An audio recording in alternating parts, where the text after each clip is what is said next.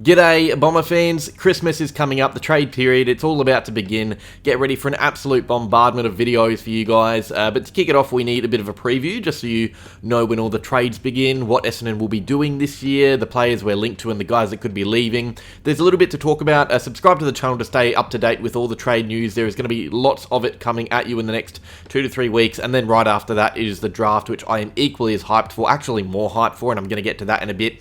But let's get into the 2024 trade period preview. Before we talk about the fun stuff, we're going to talk about the dates when everything happens. So it all kicks off quite soon. This Friday, the free agency period begins October the 7th. It ends next Friday on October the 11th, so there's a week of that. There is another mini period thrown in later, but we're going to leave that out to avoid confusion. So this Friday, we could start to see deals for free agents get done. Guys like Harry Perryman, Josh Battle, Josh Rotham, the biggest names in the league. The following Monday, so just a handful of days later, the trade period begins, and that goes for a little longer. It runs from Monday, the 7th of October, all the way till the following Wednesday, October the 16th. So it's a week and a half of trade and a week of free agency deals. They overlap a bit, which is a bit confusing. The free agency aspect is just a lot easier to get done, so that one runs a lot shorter and smoother. The trade period is a bit of a grind, so it often goes down to the last day. It somehow always does.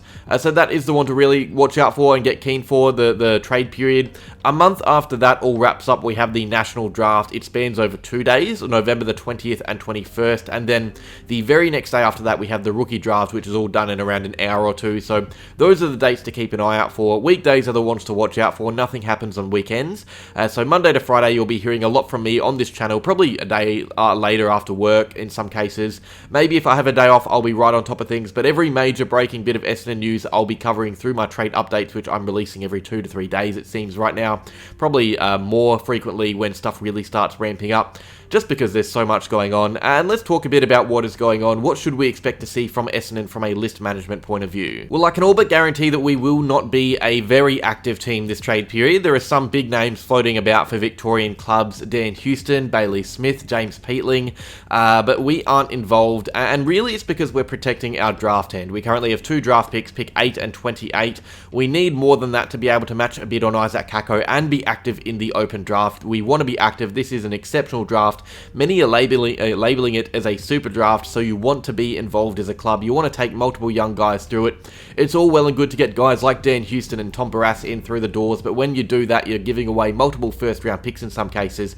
And with Tasmania looming in a few years, that just doesn't seem like a great option, especially if you're not a contending team like Essendon. Sure, bringing in guys like Houston would be great for a short-term fix, but in 3 to 4 years when Tasmania enter the comp and ruin multiple drafts, we'd be regretting it. We want to be taking in young players right now, so the best thing to do right now for Essendon is to protect a draft hand in a very good draft year. So I get that many are frustrated that we aren't active with the big names, and that is fair. It's annoying seeing clubs bring in big fish that we could easily be luring away to the Bombers, but 2024 is just not the year to be doing that. We'll be looking to strengthen our draft hand, build picks up not only to be able to match bids for Kako, but also be active in taking in other talented youngsters as well. This may mean we trade away players for picks, and I'll get to that in a second, but it also means that we'll likely replace outgoing players with real cheap options that we don't have to give up draft capital on.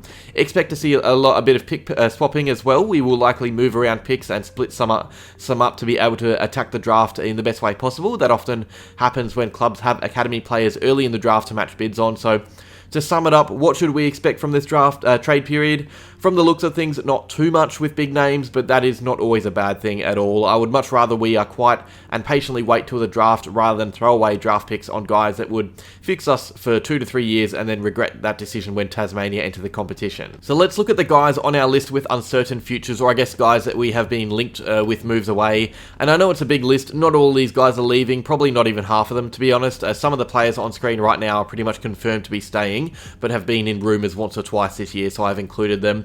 We're in the business of finding draft picks, so some of these players are on the trade table. Let's go through all of them. The big two, the most likely to leave right now, are Jake Stringer and Jaden Laverty. The club have told them they can explore their options if they want a longer deal.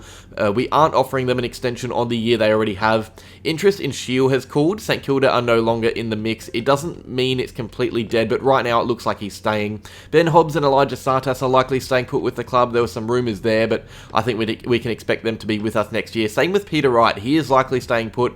The club and he have no intentions of moving on, which I know many are frustrated with, but it would be a ridiculous call to get rid of Stringer and Peter Wright in one trade period. We wouldn't have another backup key forward on the list if we did that. I get that some players underperform. It's frustrating, but you have to think about depth sometimes. We only have a handful of keys as it is. Getting rid of 2 more would just be really silly, especially because the ones we have need guidance. They're still young. They need old heads around them. And then we have out-of-contract players like Setterfield, Davey and Wiedemann who will be waiting nervously as their future really depends on what we do in the trade period. So of the guys on screen there, I can only really see 2 leaving, maybe 3, but it would be a stretch. And I know a lot of news would have to come out. Stringer and Laverty are the only players being talked about right now, but as we know, that can change quickly. News comes out of nowhere. This time of the year is really big for that. Stringer has interest from GWS and potentially Sydney. Laverty is apparently having an eye kept on him by a couple of clubs wanting depth. Alright, and now potential incoming players. As I said, not a lot to be keen about. We're pretty much just targeting cheapies. So let's say Laverty leaves, we can replace him with Josh Rotham, who we're keen on. If Stringer leaves, we can replace him with Tim Membry. Not better players, but they're unrestricted free agents. Jackson Pryor is apparently also on the radar. If he is delisted by Brisbane, I think it's probably likely that we take him. That is what many are saying right now. The only player that really has value here from a trade is Finn McGuinness. There is uncertainty with his future. He is a 50-50 to stay or leave, according to some credible journos.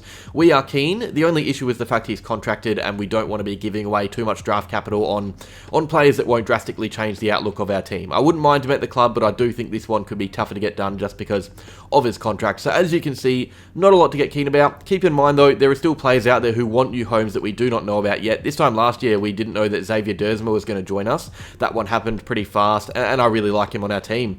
So there is definitely more news to come for our club with potential incoming players. Keep in mind though, that could also mean there is news in regards to potential outgoing players. Not everything is set in stone right now. There is still plenty left to change, but we will be looking at real cheapy options. 2 of the guys on screen are unrestricted free agents, and one of them may be potentially a delisted free agent. We're clearly looking for discount options for quick, cheap fixes, and that in that way, if we offload players, we can somewhat replace them without giving away draft picks. That is the main thing, holding on to our draft hand. Alright, before I go, just a quick little second to give you guys some pages or people to follow just to keep track with all the trade news as it unfolds.